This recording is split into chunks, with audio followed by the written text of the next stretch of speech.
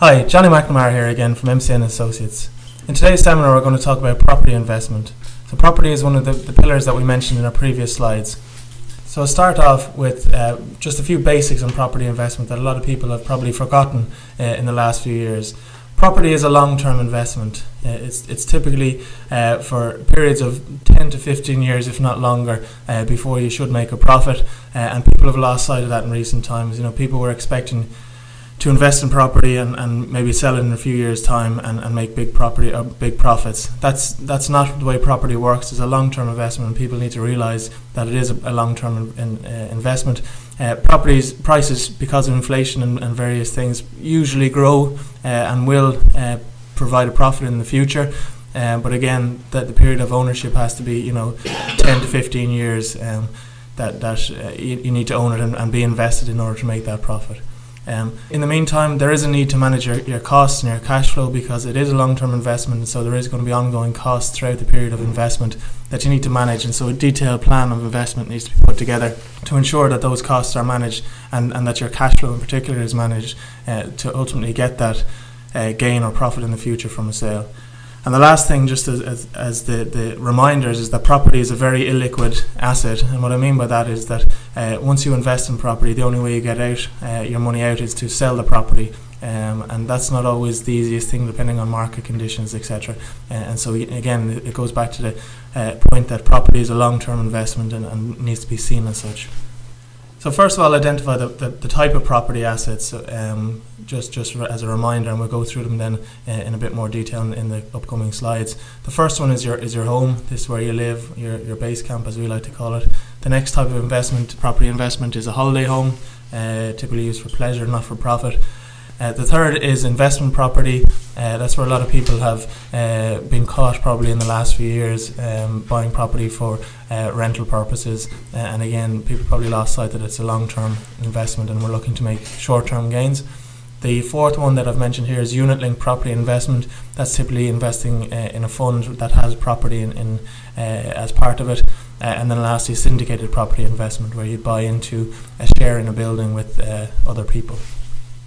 So first of all, we'll look at the home. This is an asset, but really probably not something that you're going to gain tremendously out of in terms of making a profit. You'll always need somewhere to live, and unless there's a massive cash flow need at a later point in your life, you're probably not going to sell it for the purpose of profit. The benefit will only become realisable in the event of sale, and like I said, it's unlikely that as long as you're alive that you're going to sell it for the purposes of making a profit. So it's usually the next generation who benefit most from your home as an asset.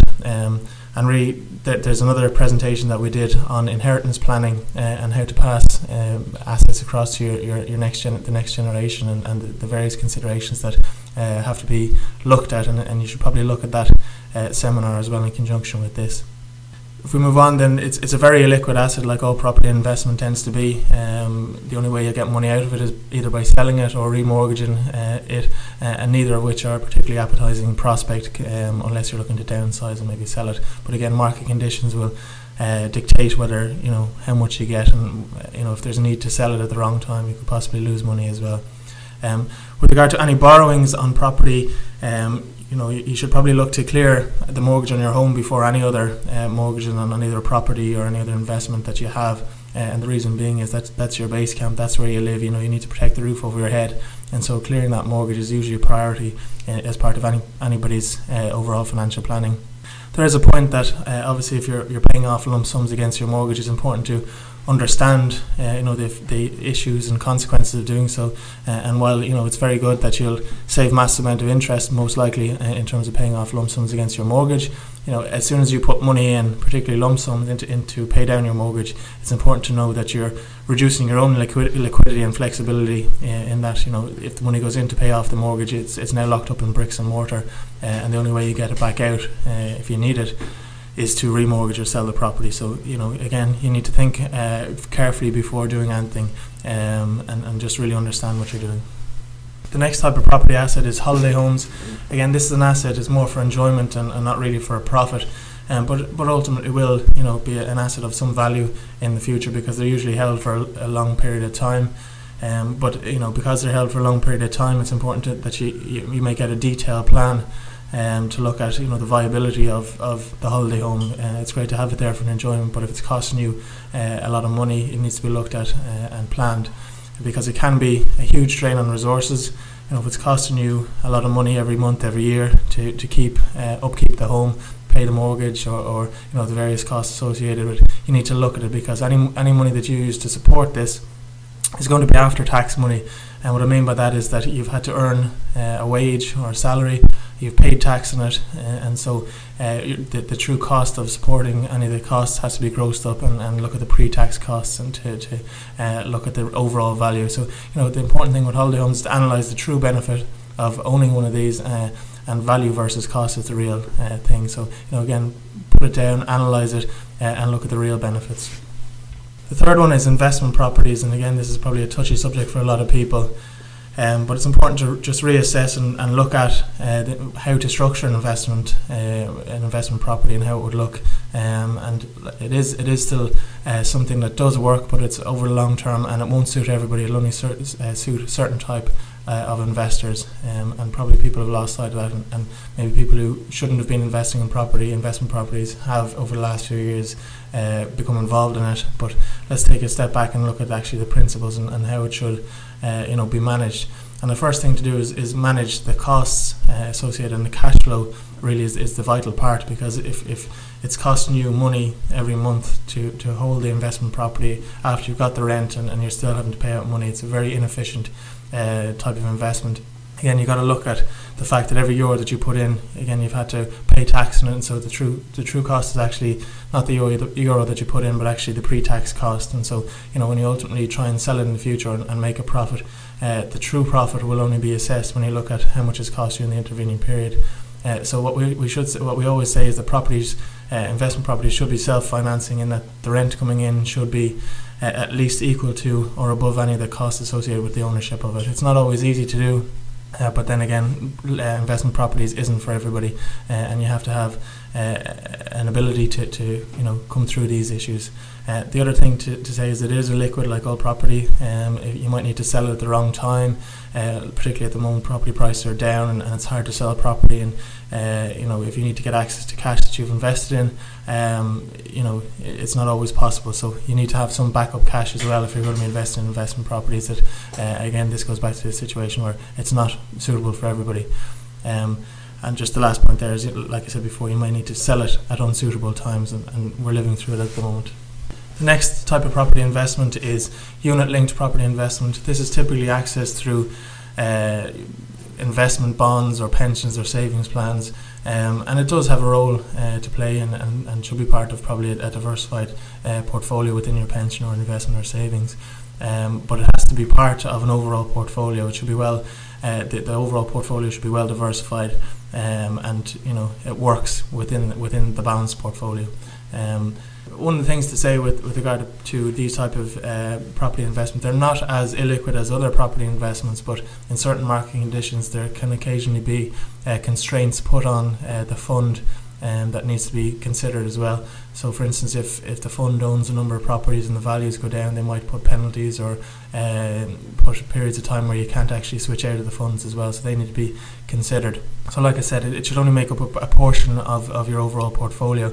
The exact portion will depend on your own attitude to risk and your own situation, and will be developed with someone, an expert in the field, to actually come up with the right split. And again, the last point there is a long-term strategy, and it needs to probably be maintained throughout property cycles. So again, 10 or 15 years, and while it will see ups and downs, over the long term, property should yield returns in the long term. Again, it's not guaranteed, but as part of a balanced portfolio, it's one of the important assets as well. The last one is the syndicated property. This is buying individual properties as part of a group or a group of people that's put together.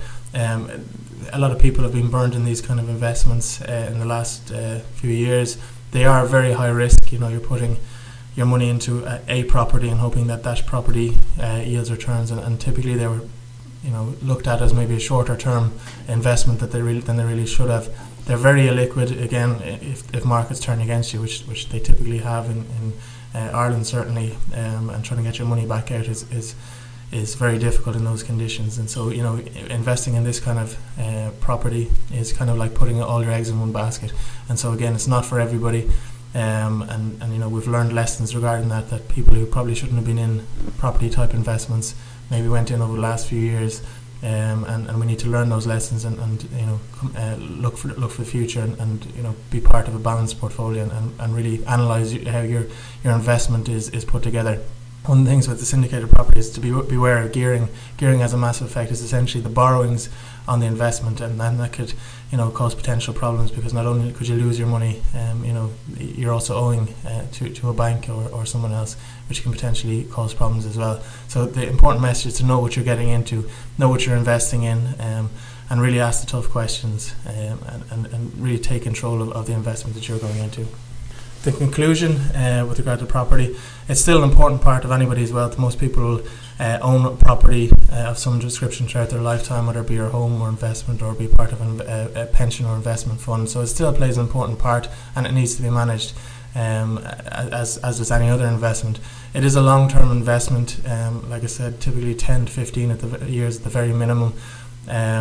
The liquidity needs to be considered. So, you know, if you invest in property, understand that, you know, you may not have access to the investment that you put in the long term or in the short term, that it is a long-term investment, and it's only after that long period of time will you get the profit. So, you know, you need to consider what your needs will be in the short to medium term, and whether investing in property is the right thing to do. And like I said, know what you're getting into when you're investing in property. Do the homework, and you know, take control is the key message. That know all the facts. So that's the end of the seminar. And if you want to contact me or talk to me, I'm available either by email or the phone as per given below. And please look out for the other seminars that we're doing here also.